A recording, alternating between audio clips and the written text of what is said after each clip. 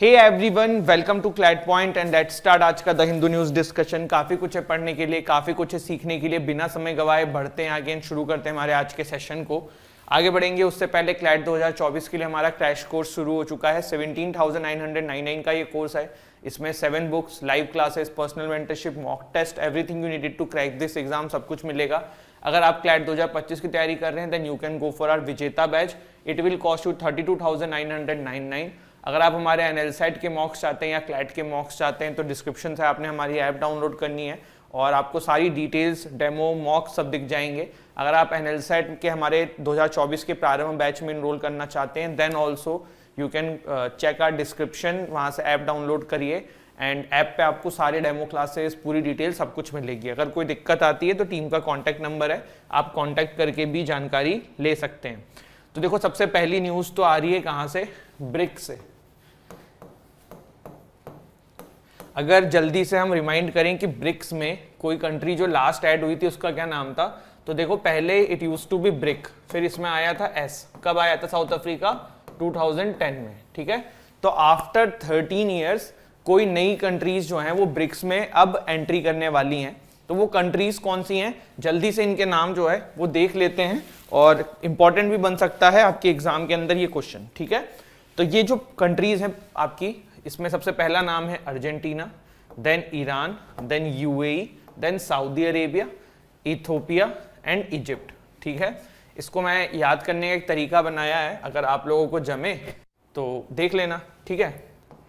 ए आई U S square, ठीक है। 3-4 बार ऐसे बोलो AIUSE स्क्वायर तो आपको याद हो जाएगा। देखो MCQ बेस्ड पेपर में ना ये बहुत अच्छा होता है कि जस्ट इन केस अगर आप 1-2 नाम ऊपर नीचे भी कर रहे हो या कुछ थोड़ा सा भूल भी रहे हो ना, अगर आपने उसको थोड़ा सा ट्रिक से भी दिमाग में बैठा रखा है तो ऑप्शंस देख के आप लगा लोगे, ठीक। ब्रिक्स के बारे में डिटेल में हमने पहले ही देखा हुआ है। मेरा क्विज का क्वेश्चन है आप लोगों से आज का, कमेंट सेक्शन में जवाब चाहिए। ब्रिक टर्म जो है ना ये किसने कॉइन करी थी, उन इंसान का क्या नाम है जो इकोनॉमिस्ट थे, ठीक है। तो ये है। अभी इस बार जो है ब्रिक्स की प्रेसिडेंसी कहाँ थी, तो जोहान्सबर्ग में हुआ था, मतलब साउथ अफ्रीका में थी, ठीक है। बाकी तो इसमें है नहीं कुछ। From I think 1 Jan 2024 this country will be officially the part of BRICS. फिर एक देखो न्यूज़ है, मतलब न्यूज़ क्या है, ये एडिटोरियल वाला पेज है, उसमें एक आर्टिकल आया है कि should the CGI be part of the committing selecting CEC, ठीक है। चीफ इलेक्शन कमीशन की यहाँ पे बात हो रही है, ठीक।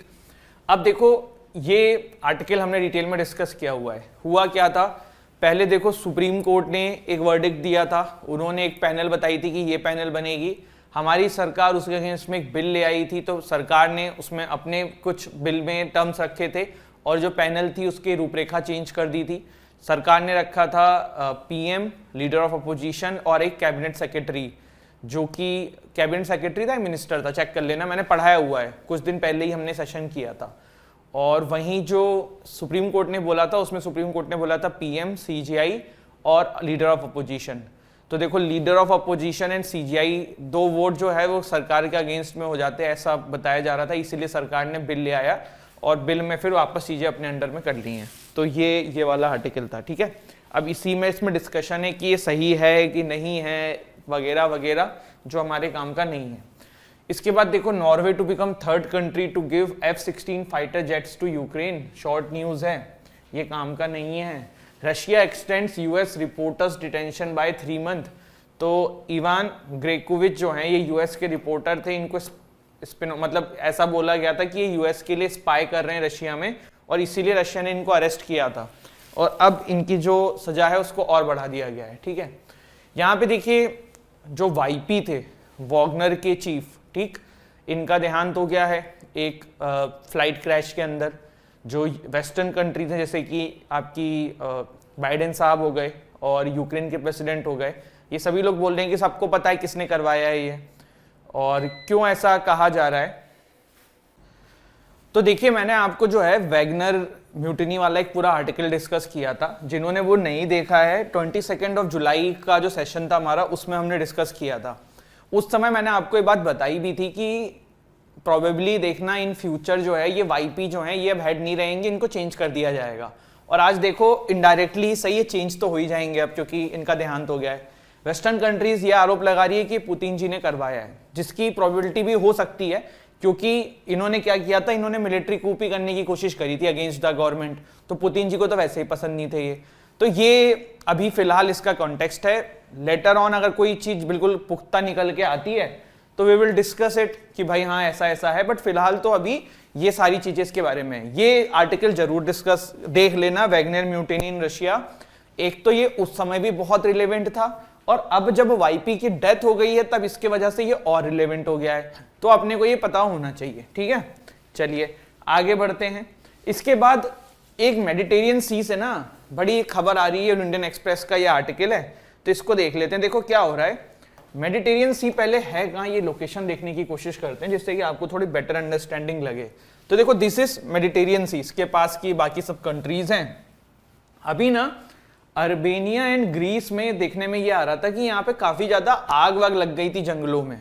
ऐसा क्यों? क्योंकि इस एरिया में ना बहुत जो ये सी है, जो मेडिटेरियन सी का ये वाला जो पोर्शन है, ये बहुत ही ज्यादा एक्सट्रीम हीट हो रहा है।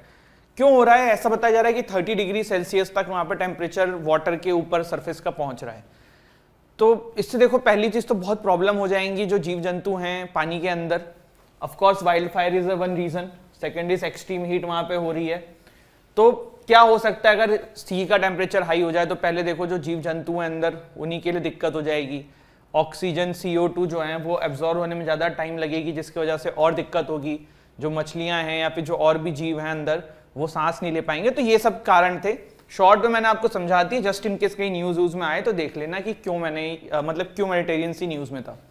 अब एक आर्टिकल इंपॉर्टेंट है, काफी समय से रह गया है, कि हम सुन रहे थे कि चाइना जो है ना डिफ्लेशन फेस कर रहा है। क्या फेस कर रहा है? डिफ्लेशन। तो पहले समझते हैं डिफ्लेशन क्या होता है, फिर हम समझते हैं कि चाइना में ऐसा क्यों हो रहा है।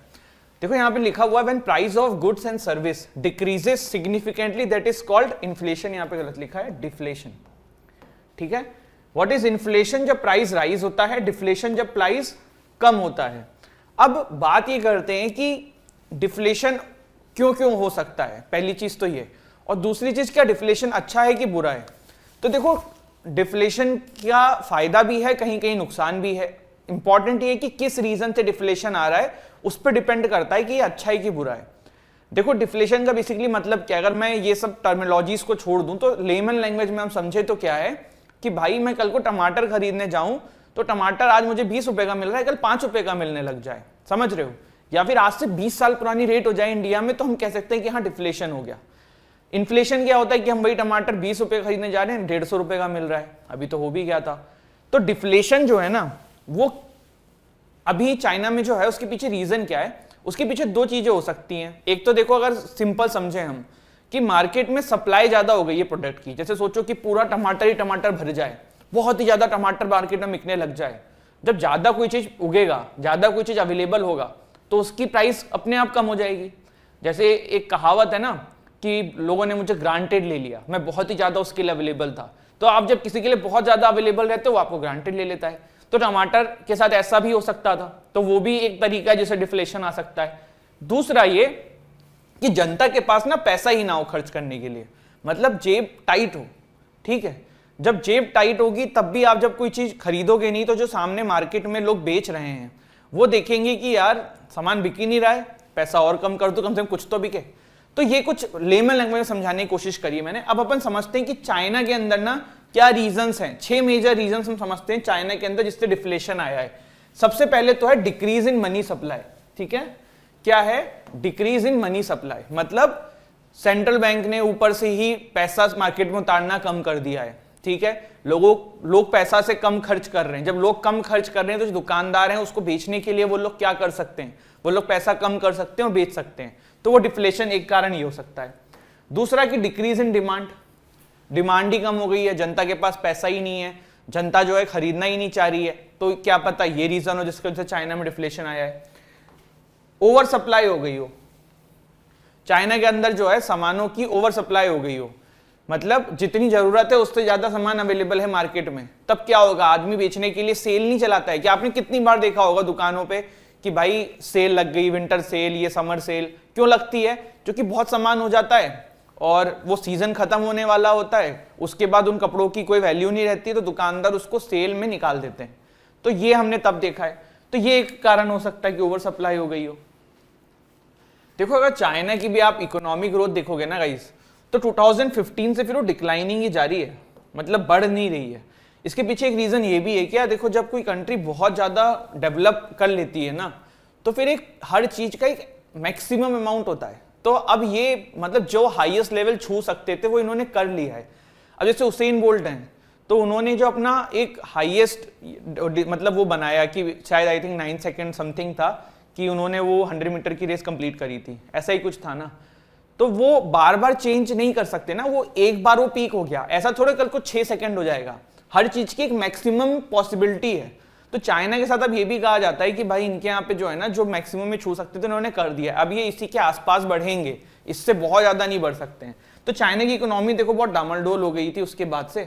तो इस वजह से जनता के पास जो है आप कह सकते हो कि पैसे नहीं है, जॉब्स नहीं है, ये सारी चीजें हैं। प्लस देखो एक चौथा रीजन ये कि चाइना की पॉपुलेशन जो है ना वो एजिंग हो रही है। मतलब चाइना के पास आज की डेट में जो सबसे ज्यादा जनता है ना, वो ऐसी एज ग्रुप की है जो किसी काम की नहीं है। मतलब ऐसा नहीं बोलना चाहिए किसी काम की नहीं है, पर वो इकोनॉमी में कोई ज्यादा प्रोडक्टिविटी साबित नहीं हो सकती। जैसे 60 प्लस की आयु के लोग जो हैं वो ज्यादा क्या होते हैं, रिटायरमेंट के बाद अपना एंजॉय करते हैं लाइफ, वो देश की इकोनॉमी के लिए ज्यादा कोई योगदान नहीं देते ना। तो चाइना के पास अभी जो ज्यादा पॉपुलेशन है वो यही है। इसीलिए चाइना ने 1 जनवरी 2016 में जो 1 चाइल्ड पॉलिसी थी वो खत्म कर दिया था, क्योंकि वहां पे पॉपुलेशन जो युवाओं की थी ना बहुत कम हो गई थी। और किसी भी देश में जब युवाएं जब ज्यादा रहेंगे ना, तभी वो देश डेवलप कर पाएगा, क्योंकि वो लोग इकोनॉमी में सबसे ज्यादा पार्टिसिपेट करते हैं। फिर देखो एक और रीजन है यूनाइटेड स्टेट्स एंड चाइना का ट्रेड वॉर। आपको याद होगा डोनाल्ड ट्रंप के टाइम पे ये चीज हुई थी, $34 बिलियन के आसपास का इंपोर्ट पे यूएस ने टैरिफ लगा दी थी, और सेम चाइना ने किया था कि यूएस से जो इंपोर्ट आएगा उसके $34 बिलियन के आसपास की चीजों के ऊपर टैरिफ लगा दी थी। वहां से काफी ट्रेड वॉर टाइप का हो गया था। तो उसके वजह से भी चाइना के अंदर जो है इकोनॉमी थोड़ी सी ऊपर नीचे हुई है। तो इस वजह से भी ये हो रहा है। चाइना में जो डिफ्लेशन आया ना वो अच्छा नहीं है, अभी ये समझ लो। डिफ्लेशन वहां पे आना नहीं चाहिए, और किसी भी इकोनॉमी में deflation is not a good thing. मतलब कभी कभी हो सकता है किया जाए, वो ठीक है, पर अगर वो परमानेंट डिफ्लेशन स्टेज पे चला जाएगा तो आप सोचो कि आदमी जो है वो इतना ज्यादा ना खर्चा कर पा रहा होगा तभी डिफ्लेशन में गया है ना। तो मतलब इकोनॉमी फिर गड़बड़ है, ये मान के चलो। तो this is also major reason. इसके बाद कोविड-19 पेंडेमिक के दौरान देखो चाइना के ऊपर काफी आरोप लगे, चाइना के सप्लाई चेन सारे डिस्टर्ब हो गए, चाइना जिस लेवल पे आगे बढ़ रहा था वो खराब हो गया काफी मैटर पे। तो अभी उसी से फिर आप कह सकते हो कि उभर रहे हैं, धीरे धीरे उससे उभरेंगे तब चीजें और बेटर हो सकती है। फिर देखो रशिया यूक्रेन कॉन्फ्लिक्ट, क्योंकि चाइना जो है वो अभी रशिया की टीम में है इनडायरेक्टली, तो ज्यादा वो जो यूएस वाला साइड है उसके वजह से बहुत सारी दिक्कत आ गई। जैसे डॉलर पे ट्रेड बंद हो चुका है, तो जब बहुत सारा पैसा जो है अभी इनको रशिया से मिलना है चाइना को, जो अभी तक ये ले नहीं पाए क्योंकि डॉलर में इनको अलाउ नहीं कर रहा है रशिया, मतलब रशिया को डॉलर में पे करना अलाउड नहीं है स्विफ्ट बैंक, और ये सारी चीजें आपको पता ही है। तो these are some major issues जिसकी वजह से आप देख रहे हो कि अभी ये इकोनॉमी जो है ना इनकी वो खराब हो गई है। दूसरी एक और चीज है कि देखो क्रूड ऑयल के दाम भी बढ़ रहे हैं रशिया यूक्रेन की वजह से, और चाइना देखो सेकंड नंबर पे सबसे ज्यादा जो है ना वो क्रूड ऑयल को इंपोर्ट करता है। तो this is some major reason. Europe के बाद देखो सेकंड नंबर पे चाइना ही है, फिर देन यूएस, फिर इंडिया। तो ये कुछ मेजर रीजन हैं जिसकी वजह से चाइना की इकोनॉमी में जो है अभी डिफ्लेशन स्टेज पे वो पहुंच गई है। And last but not the least, एक तो देखो चाइनीज हाउसिंग मार्केट क्राइसिस भी एक रीजन है। 2015 से पहले ना चाइना ने ऐसी स्कीम्स निकाली थी कि लोग जो हैं वो घरों में इन्वेस्ट करें और जिससे चाइना की इकोनॉमी अच्छी हो। तो उस समय क्या किया, लोगों ने बहुत बहुत सारे घर खरीद लिए कि कल को इसको प्रॉफिट में बेचेंगे, पर ओवर सप्लाई ऑफ होम्स हो चुका था। मतलब इतना ज्यादा लोगों ने खरीद लिया जितनी डिमांड नहीं थी, और उसके बाद लोगों ने बहुत कम कम दामों पे उसको बेचा है नुकसान सह के, जिसकी वजह से काफी सारे लोगों का लोन डिफॉल्ट हो गया, लोग पैसा प्रीपे नहीं कर पाए। तो ये भी एक रीजन था। इसके अलावा देखो टेक सेक्टर, आपको याद होगा अलीबाबा, बाइट डांस, टिकटॉक शायद बाइट डांस के द्वारा ही ऑन किया जाता है ना। तो इन सब के ऊपर बहुत सारे एक्सट्रीम एक्शंस लिए थे चाइना सरकार ने। तो ये जॉब्स कम हो गई इसकी वजह से, है ना। एक ये रीजन होता है। देखो डिफ्लेशन में भी जॉब कम हो जाती है। कैसे होती है इसको मैं आपको समझाता हूँ। जैसे मेरी एक दुकान है, पान की दुकान है, ठीक है। अब मेरे पास पान की दुकान में पान में 15 रुपए में बेचता था, पर अब लोग खरीदने नहीं आ रहे हैं, मुझे लग रहा है लोगों के पास पैसा नहीं है, तो मैं क्या करता हूँ कि इसको चलो 5 रुपए में बेचता हूँ। पर ये जो 10 रुपए का मैंने जो ये कम किया है, मैं किसको कैसे कहाँ से एडजस्ट करूंगा। मैं क्या करूंगा कि मेरे दुकान पे एक बंदा था जो सफाई वफाई करता था, उसको मैं 10,000 रुपये सैलरी देता था। मैंने उसको काम से हटा दिया। मैंने कहा उसके 10,000 रुपये यहाँ लगा देते हैं, कुछ पैसा कम करने में कुछ तो बिकेगा। तो जॉब उसकी गई ना, वो बेचारा तो नौकरी से हाथ धो बैठा। तो डिफ्लेशन ये केस में यही होता है कि लोगों की जॉब्स इसलिए कम होती हैं क्योंकि जब सामान नहीं बिकता है तो आदमी अपने जो वो प्राइस डिसाइड करता है उससे कम में बेचता है, और जब वो उससे कम में सेल करता है तो उसका प्रॉफिट मार्जिन बहुत कम हो जाता है। तो सैलरी वैलरी तो बहुत दूर की बात है, खर्चा पानी चलाना मुश्किल हो जाता है। तो इसीलिए यहाँ पे फिर जॉब लॉसेज होती हैं और यहाँ पे ये प्रॉब्लम देखने को मिलती है। ठीक है, तो दिस इज इट, ये था हमारा आज का session. I hope you have like this video. Don't forget to like share subscribe the channel. जय हिंद, जय भारत।